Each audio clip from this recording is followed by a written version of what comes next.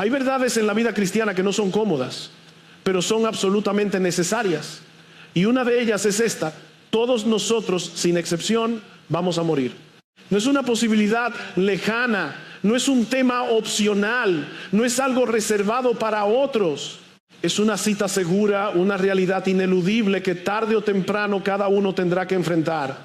Y sin embargo, es precisamente este tema el que más evitamos pensar.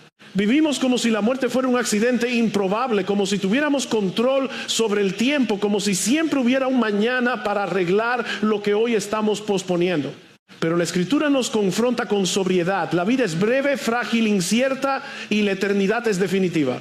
No hay retorno después de cruzar ese umbral. No hay negociación. No hay segunda oportunidad.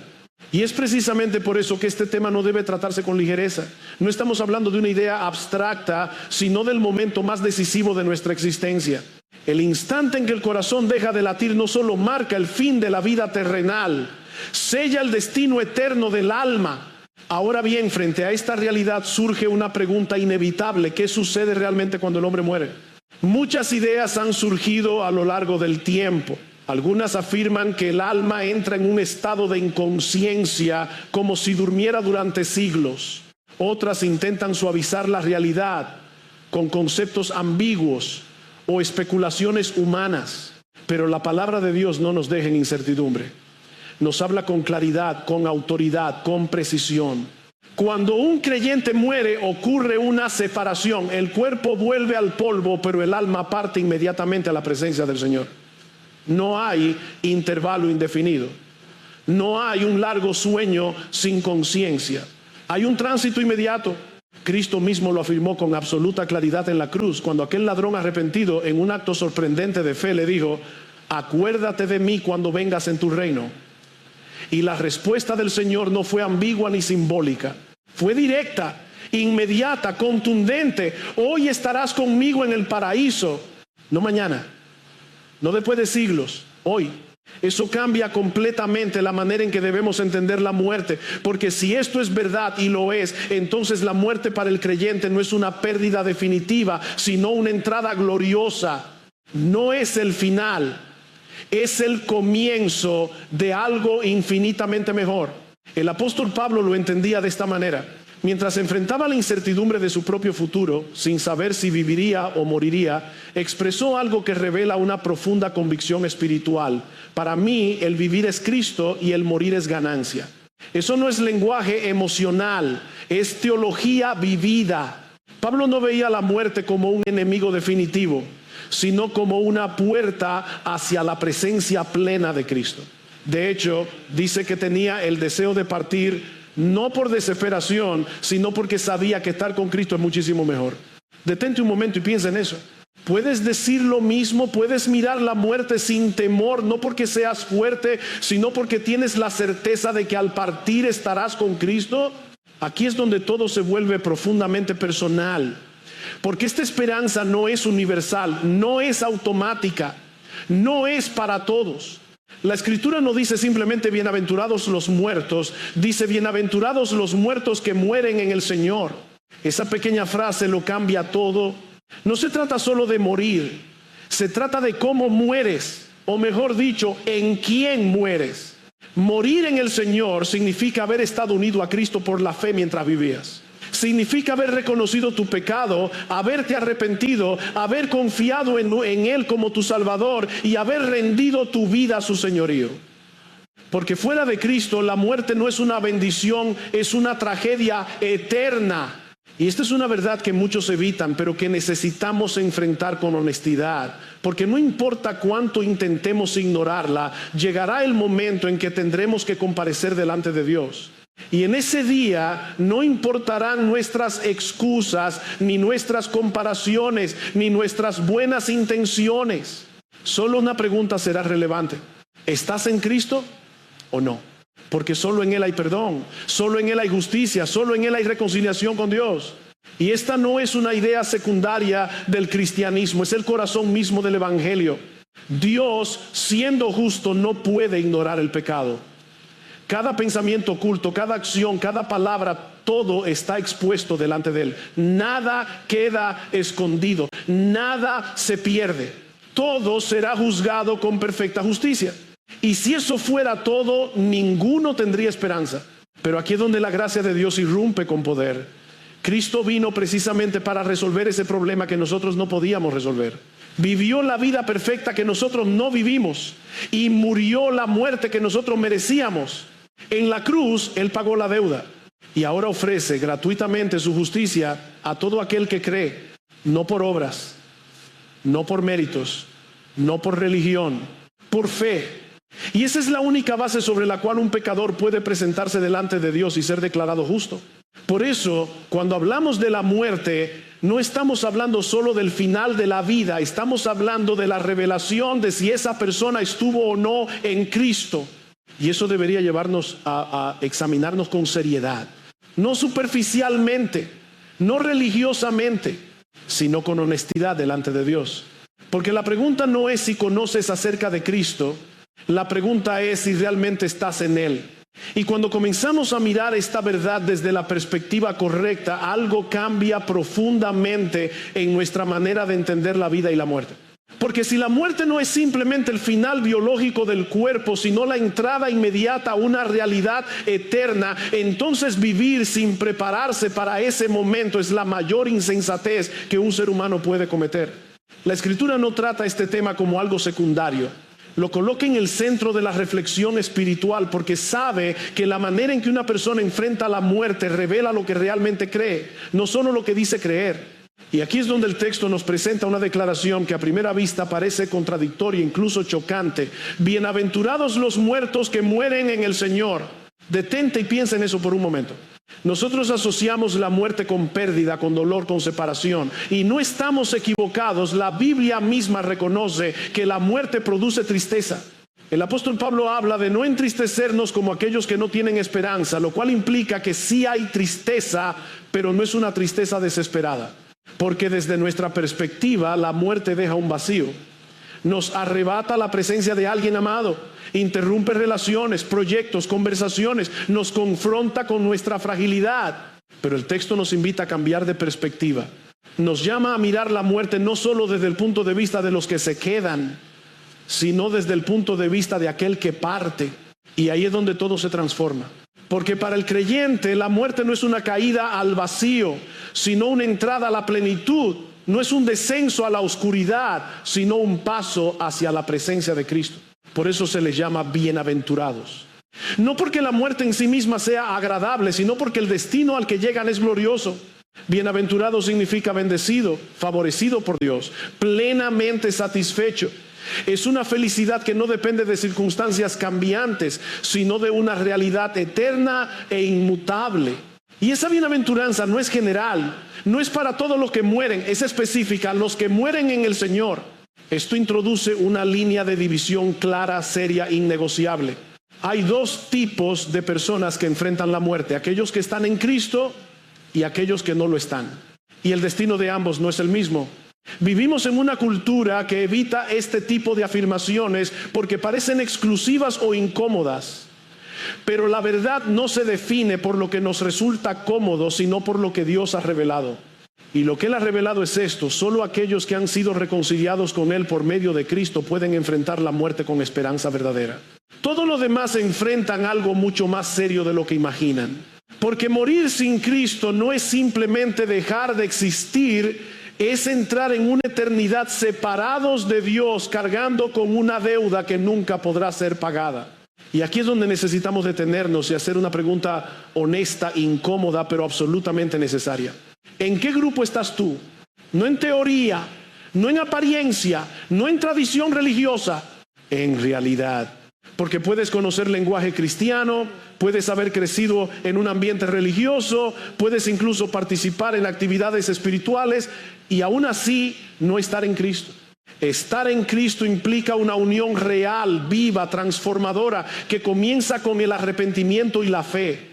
Implica reconocer que eres pecador, no superficialmente, sino profundamente.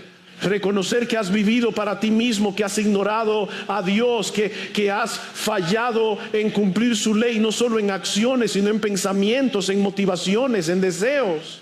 Y no solo reconocerlo, sino venir a Cristo con esa realidad confiando completamente en que su obra en la cruz es suficiente para perdonarte, limpiarte y reconciliarte con Dios. Eso es lo que significa estar en Él.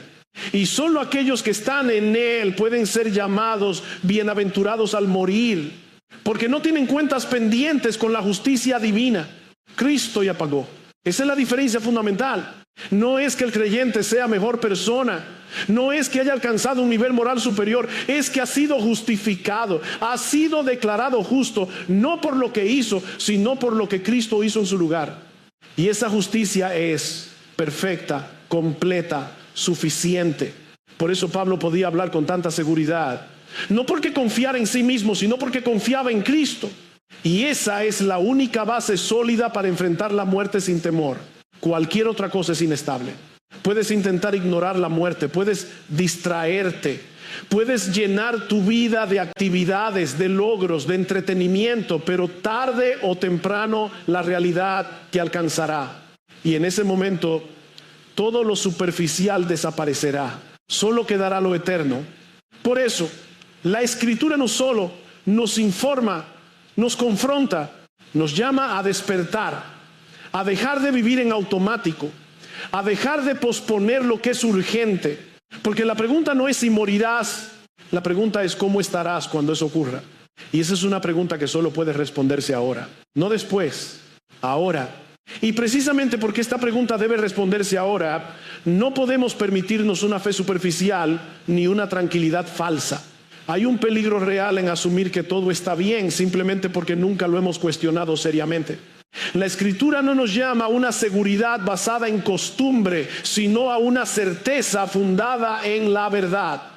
Muchos viven con una idea vaga de Dios, con una noción general de que todo estará bien, pero sin haber enfrentado realmente el problema central, el pecado.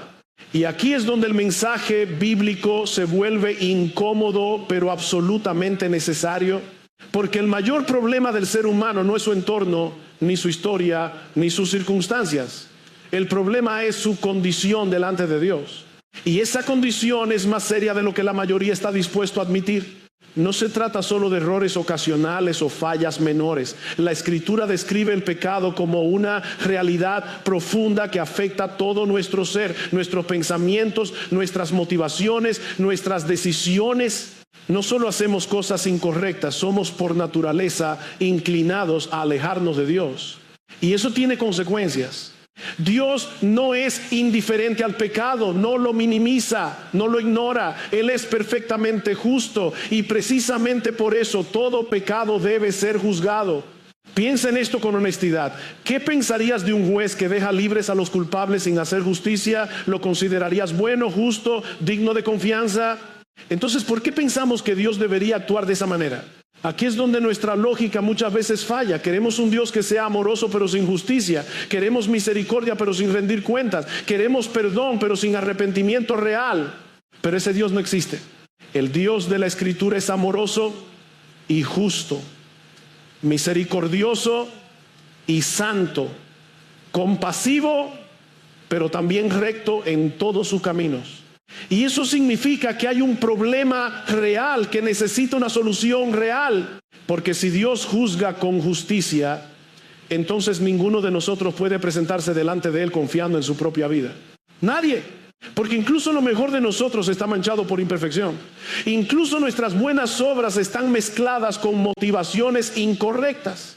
Incluso nuestros momentos de obediencia están lejos de la perfección que Dios demanda. Entonces, ¿qué esperanza queda? Aquí es donde el Evangelio deja de ser una idea religiosa y se convierte en una necesidad urgente. Porque Dios no solo revela el problema, también provee la solución. Y esa solución no está en nosotros, está en Cristo. Cristo vino a hacer lo que nosotros nunca podríamos hacer. Vivió una vida perfectamente justa, sin pecado, cumpliendo completamente la voluntad de Dios, y luego voluntariamente fue a la cruz. Pero no murió como un mártir más. Murió como sustituto. En esa cruz cargó con el peso del pecado de todos aquellos que creerían en Él. Recibió el castigo que nosotros merecíamos. Satisfizo la justicia de Dios completamente. Y eso lo cambia todo. Porque ahora El perdón no es una emoción, es una realidad legal. Dios puede declarar justo al pecador no porque ignore su culpa, sino porque esa culpa ya fue pagada en Cristo. Eso es justificación. Y es el corazón del Evangelio. No se trata de que Dios haga la vista gorda. Se trata de que Dios mismo proveyó el pago. Y ahora ofrece esa justicia como un regalo. No se compra, no se gana, no se merece. Se recibe por fe. Pero aquí es donde muchos tropiezan. Porque la fe verdadera no es solo asentir con la mente, no es simplemente decir creo, es una confianza real, una entrega, un descanso completo en la obra de Cristo como la única base de salvación. Implica abandonar toda esperanza en uno mismo y depender totalmente de Él. Y eso requiere humildad, requiere reconocer que no puedes salvarte, que no eres suficiente, que necesitas gracia. Y esa es una de las cosas más difíciles para el corazón humano. Porque queremos contribuir, queremos tener control, queremos sentir que hicimos algo para merecerlo. Pero el Evangelio elimina toda jactancia. Nos deja con las manos vacías para que podamos recibirlo todo. Y aquí es donde la muerte vuelve a tomar su lugar en la conversación. Porque en el momento final no importará cuánto sabías, sino en quién confiabas. No importará cuánto intentaste, sino si estabas en Cristo. No importará tu reputación, sino tu relación con Dios. Y eso debería llevarnos a examinarnos con una seriedad que rara vez practicamos. No para vivir con miedo constante, sino para vivir con claridad. Porque hay una diferencia enorme entre una falsa seguridad y una verdadera paz. La falsa seguridad evita preguntas. La verdadera paz las enfrenta. La falsa seguridad descansa en suposiciones. La verdadera paz descansa en Cristo. Entonces, la pregunta vuelve a surgir, pero ahora con más peso, más claridad, más urgencia. ¿Estás confiando realmente en Cristo o solo has construido una idea de fe que nunca ha transformado tu vida? Porque esa diferencia lo cambia todo.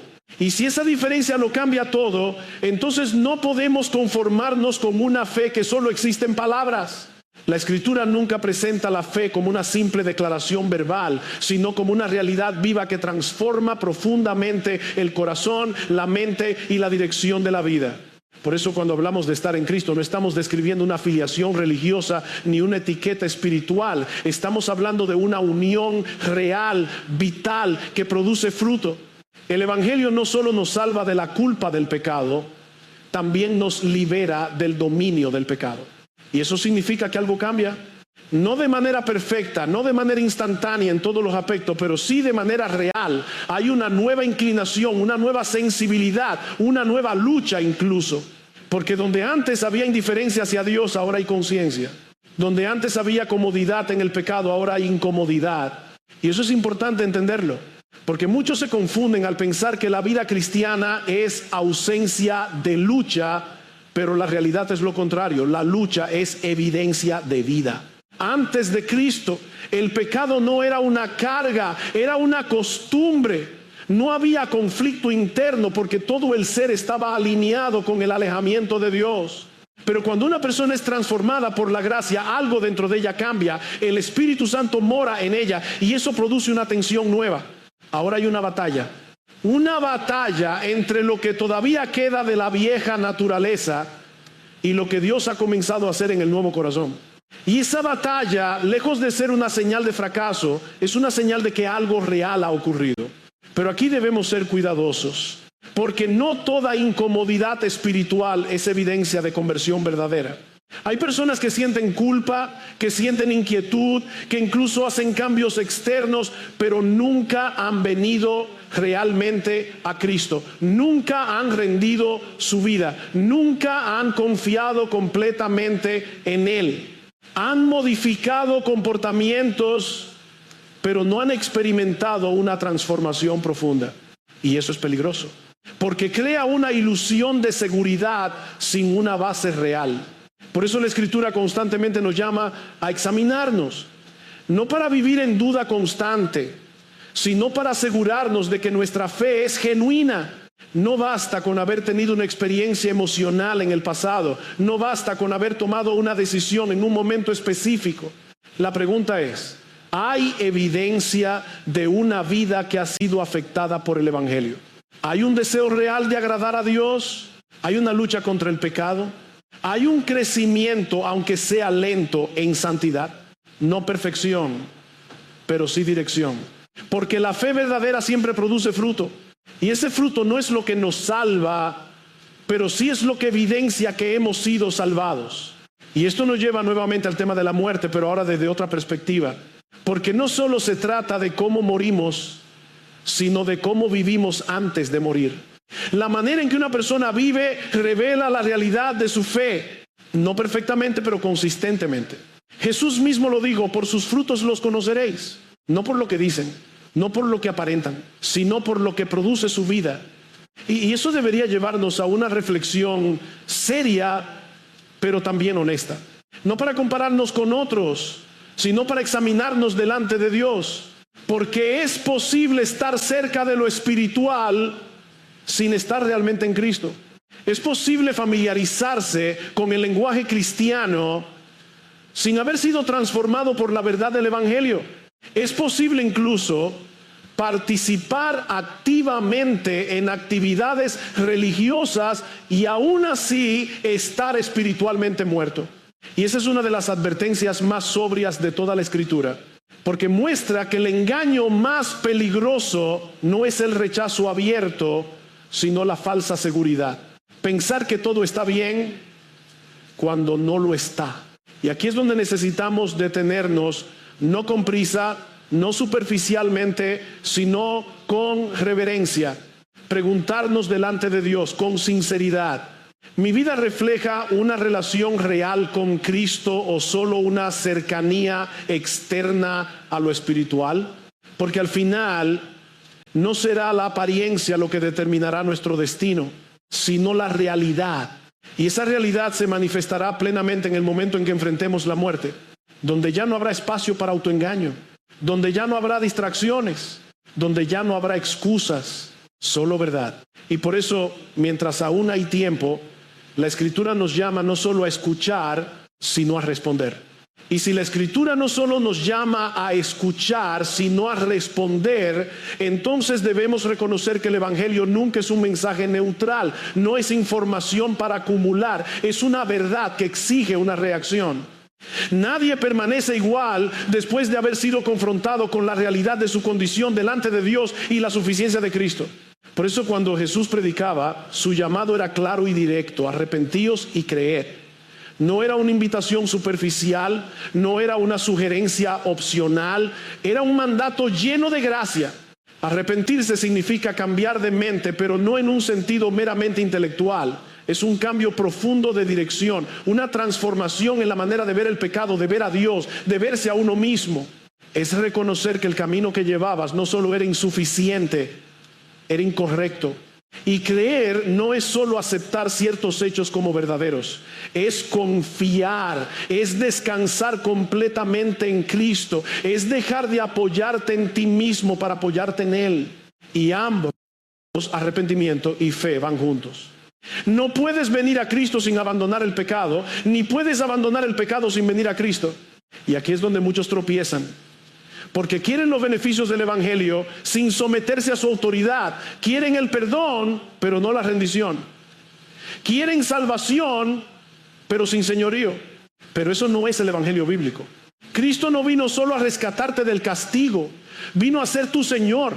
Y eso implica que tu vida ya no te pertenece. Implica que tus decisiones, tus deseos, tus prioridades comienzan a alinearse con su voluntad. No perfectamente, pero sí progresivamente. Y este es un punto crucial, porque hay una tendencia a reducir la vida cristiana a una especie de seguridad futura, como si todo se tratara únicamente de ir al cielo cuando muera. Pero el Evangelio no solo tiene implicaciones futuras, tiene implicaciones presentes. Cristo vino a darte vida ahora, una vida que tiene propósito, una vida que tiene dirección, una vida que tiene sentido más allá de lo temporal. No una vida libre de dificultades, pero sí una vida transformada en medio de ellas.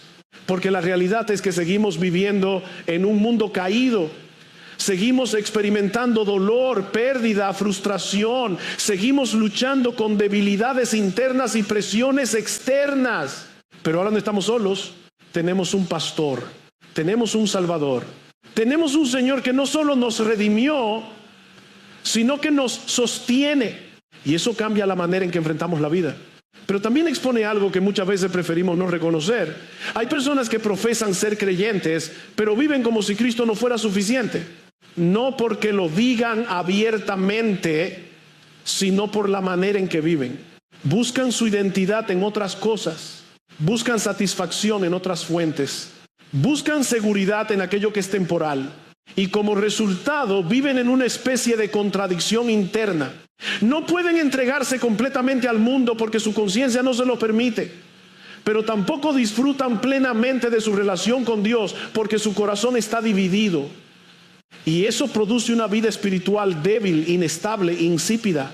Una vida donde hay actividad, pero poca vida. Donde hay rutina, pero poca pasión. Donde hay conocimiento, pero poca transformación. Y eso es profundamente peligroso, porque crea la ilusión de que todo está bien mientras el corazón se enfría lentamente. La Escritura describe esta condición de una manera muy clara en distintos pasajes. Una pérdida del primer amor, una fe que se vuelve mecánica, una vida espiritual que continúa pero sin vitalidad real. Y aquí es donde necesitamos detenernos una vez más y hacernos una pregunta sincera. ¿Estoy viviendo mi fe o simplemente repitiendo hábitos espirituales? Porque hay una diferencia enorme entre ambas cosas. Una fe viva se alimenta, crece, lucha, responde. Una fe mecánica repite, cumple, mantiene, pero no avanza. Y con el tiempo, esa diferencia se vuelve evidente. Por eso el llamado del Evangelio no es solo a comenzar bien, sino a perseverar.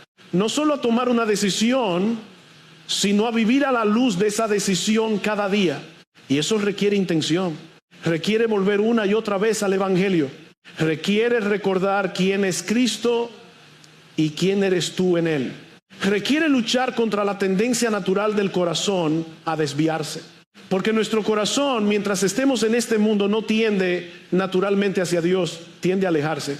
Y si no lo vigilamos, si no lo alimentamos con la verdad, si no lo sometemos a la palabra, inevitablemente se enfriará.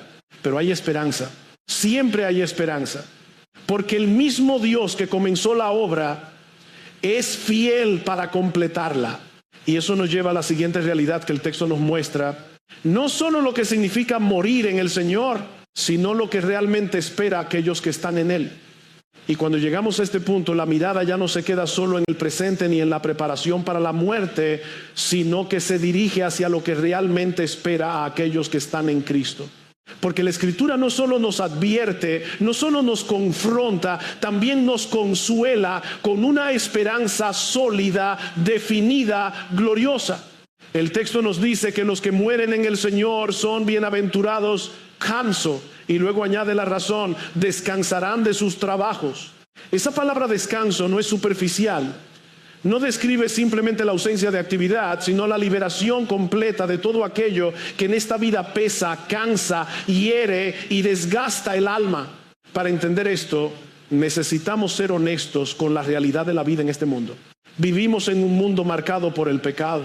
Y eso significa que cada día trae consigo una carga, a veces visible, a veces silenciosa, pero siempre real. Luchas internas, conflictos externos, frustraciones, debilidades, tentaciones, decepciones, todo forma parte de esta experiencia humana caída. Incluso el creyente, aunque ha sido redimido, no ha sido aún glorificado. Todavía lucha, todavía cae, todavía siente el peso de su propia debilidad. ¿Cuántas veces has sentido esa batalla dentro de ti? El deseo de hacer lo correcto y la resistencia interna que se opone. El anhelo de vivir para Dios y la dificultad de mantener ese enfoque, la intención de obedecer y la frustración cuando fallas. Esa lucha es real y es constante. Pero el texto nos dice que llegará el día en que todo eso terminará. Descansarán de sus trabajos. No solo de las dificultades externas, sino también de las internas. Ya no habrá lucha contra el pecado. Ya no habrá inclinaciones desordenadas, ya no habrá pensamientos impuros, ni motivaciones mezcladas, ni deseos contradictorios. Todo vestigio de pecado será eliminado completamente. Imagina eso por un momento. Un corazón completamente limpio, una mente completamente pura, una voluntad perfectamente alineada con Dios, sin resistencia, sin distracción, sin caída.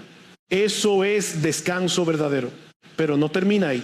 También seremos librados de las consecuencias del pecado que vemos a nuestro alrededor. Hoy vivimos en un mundo donde la injusticia parece prosperar, donde lo superficial es exaltado, donde lo que tiene valor eterno muchas veces es ignorado. Un mundo donde el dolor es real, donde la pérdida es frecuente, donde el sufrimiento es inevitable. Pero la Escritura nos dice que esa realidad no es permanente.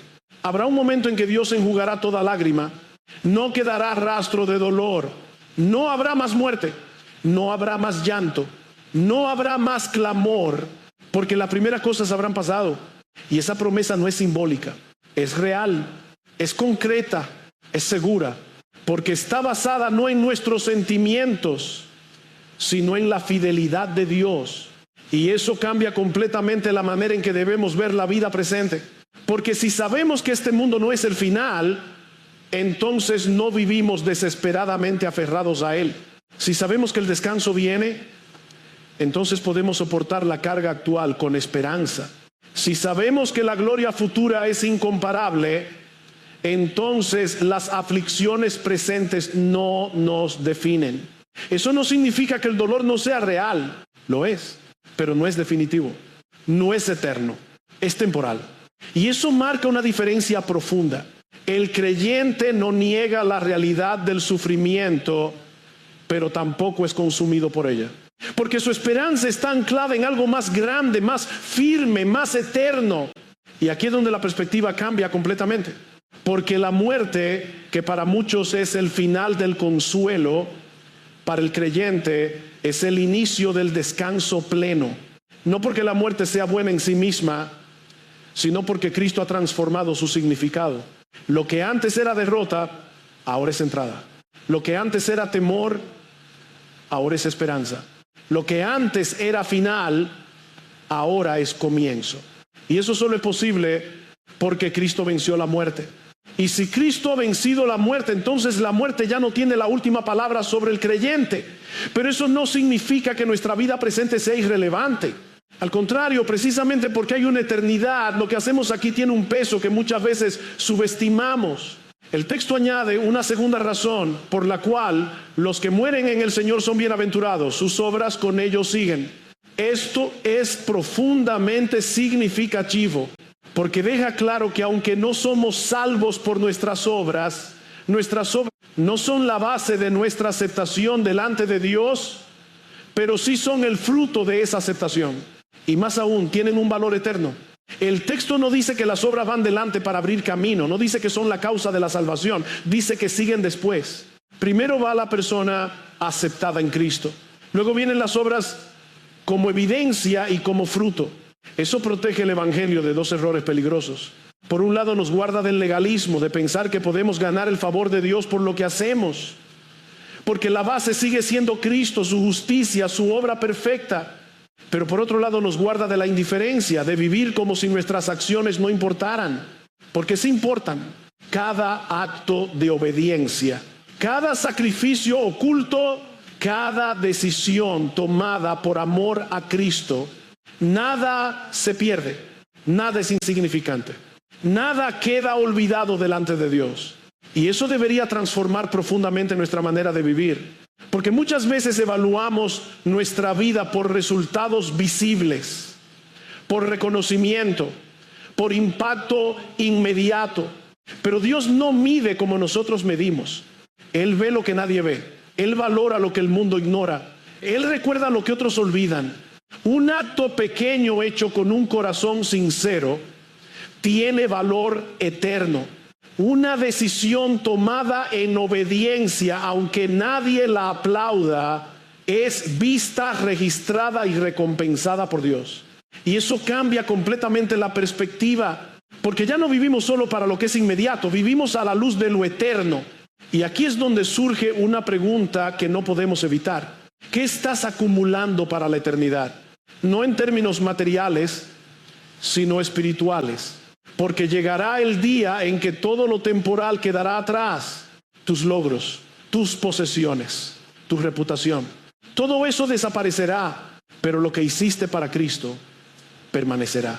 Y esto no es para generar ansiedad, sino propósito.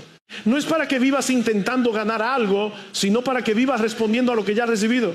Porque cuando entiendes el evangelio correctamente, la obediencia no es una carga, es una respuesta. No obedeces para ser aceptado, obedeces porque ya has sido aceptado. Y esa diferencia lo cambia todo. Produce una vida marcada no por obligación, sino por gratitud. No por presión, sino por amor.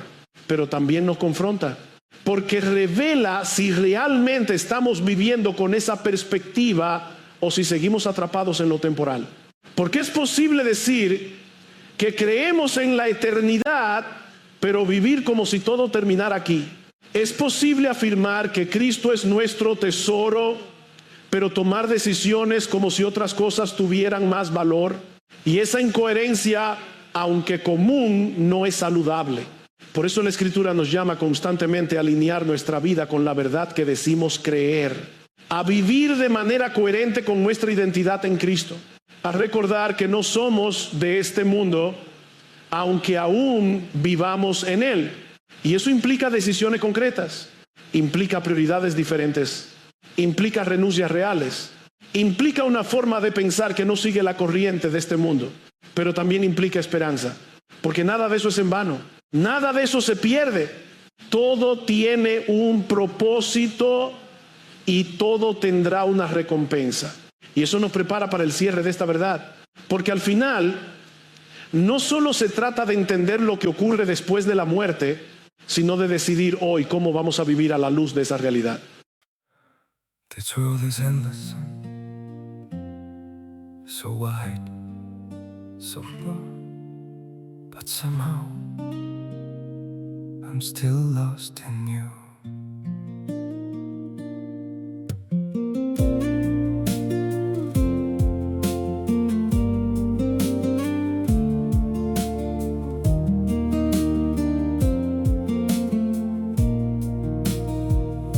The streets are full of moving shadows, countless places I could go. City shining, people passing, yet I still feel so alone. Every road keeps leading nowhere, every sky feels cold and blue. In this world so vast and open, I'm still lost in missing you. The world is wide, so wide before me, but I keep losing my way. Somewhere in the endless distance, your memory makes me stay.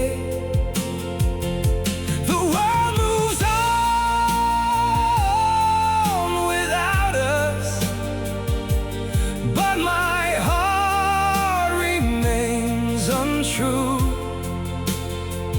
for no matter where these feet may wander,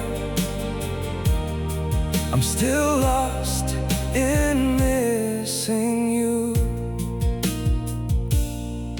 I have tried to outrun silence, tried to leave your ghost behind, but your name still echoes softly through the corners of my mind. The world is wide, so wide before me, but I keep losing my way. Somewhere in the endless distance, your memory makes me stay. The world moves on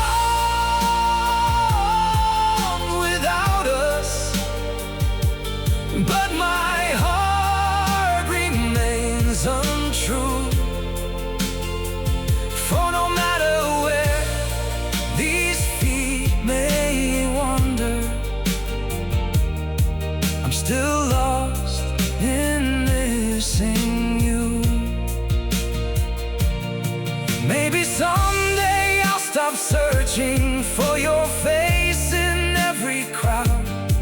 But until that day, this broken heart will keep calling your name out.